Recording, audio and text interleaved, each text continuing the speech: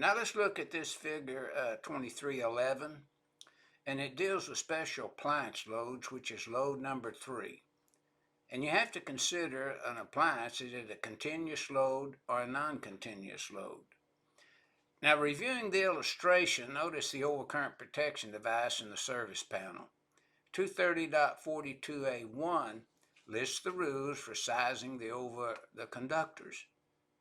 The overcurrent protection device in 230.90A is sized and selected in accordance with the rules and regulations in that section. Now the appliance load is 13,728 VA, and it's considered a continuous load. So we'll calculate the load and the boxed in information starting with step 1.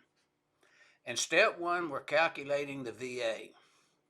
So 220.14A talks about appliance type loads. And 230.42A1 says, remember, you're figuring the load to size the service conductors in the illustration. So 17,728 VA is multiplied by 125% to give you a total of 17,160 VA. Now remember, the connected load is 13,728, but the calculated load is 17,160 VA.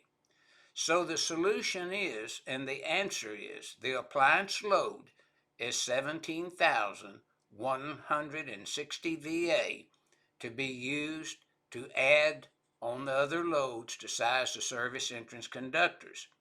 So this figure 23-11 is dealing with continuous and non-continuous operation in accordance with 230.42A1 and A2 when you're determining an appliance load that would be added to the service. Now remember, the service load would be naturally 125% in this case, because this particular appliance is considered continuous duty.